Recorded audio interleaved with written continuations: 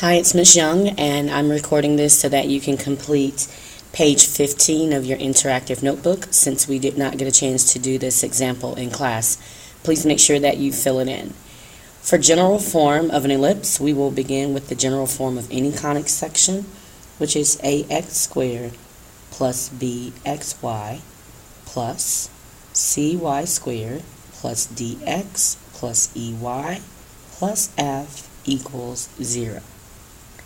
Now remember, for the conics that we're doing in class, b always equals 0 since we will not be seeing any rotations.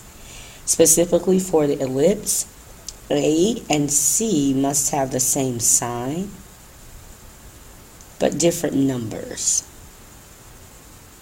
So they can be both positive, they can be both negative, but the numbers themselves must be different.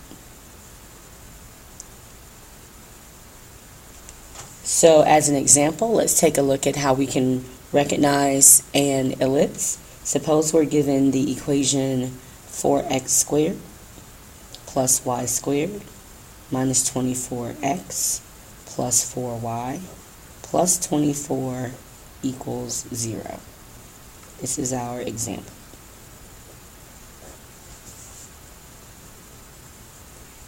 Now lift your flap, and we're just going to make some notes about how to recognize this as an ellipse from the equation.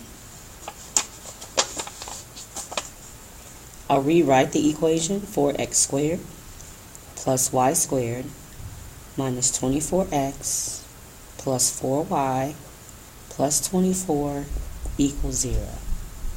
So you want to look for x squared and y squared terms. And we'll see that here we have 4x squared and we also have y squared. Then you want to compare a and c. Well, a equals 4, c equals 1. They are both positive and they both have different values. So we have different numbers or different values. And that's how we'll know that this is the equation of an ellipse. You may want to pause the video at this point if you need to go back. And then we'll pick up with this same example, changing it from general form to standard form. Pause now if you need to.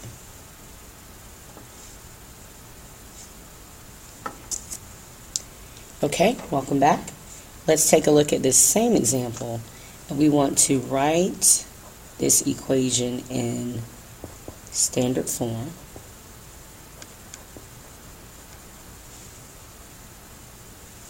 And the example is the same, 4x squared plus y squared minus 24x plus 4y plus 24 equals 0.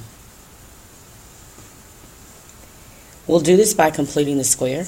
So first I'll gather all of the like terms together and also move 24 to the right hand side since we don't need it to complete the square. So 4x squared minus 24x, gathering the x terms, plus y squared plus 4y, gathering the y terms, equals negative 24. That's moving 24 to the right hand side of the equation sign through subtraction. Now we'll begin to complete the square. For the x terms, I must factor out 4 because the coefficient of x squared must be 1 in order to complete the square.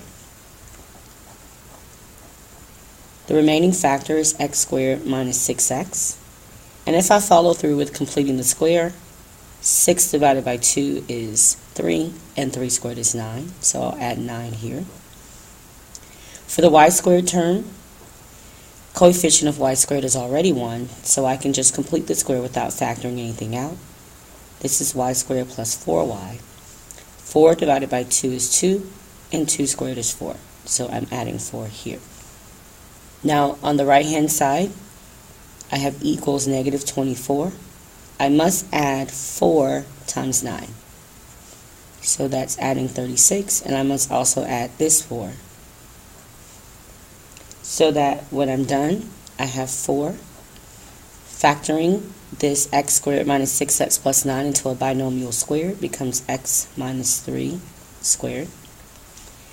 Factoring the y squared plus 4y plus 4 into a binomial squared becomes y plus 2 squared.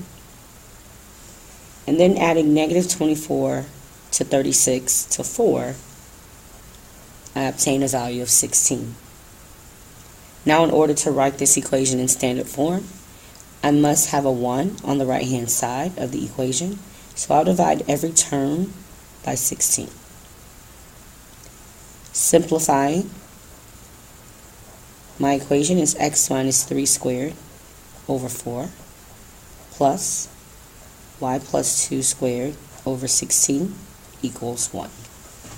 And now you have an equation in standard form. Again, you may want to pause here to take some time and rewind if you were not able to write everything down as I went. And when you return, we'll be under the flap writing down the features of the ellipse based on the equation we've obtained. Welcome back once more. Let's now open that flap. I'm going to recopy the standard form equation we have, which is x minus 3 squared over 4 plus y plus 2 squared over 16 equals 1. We want to be able to determine first whether we have a vertical ellipse or a horizontal ellipse. Considering that the larger number, which is a squared, is under the y term, this lets us know that our ellipse is vertical. With a squared being 16, that lets us know that a is 4. B squared is 4, which lets us know that b is 2. The center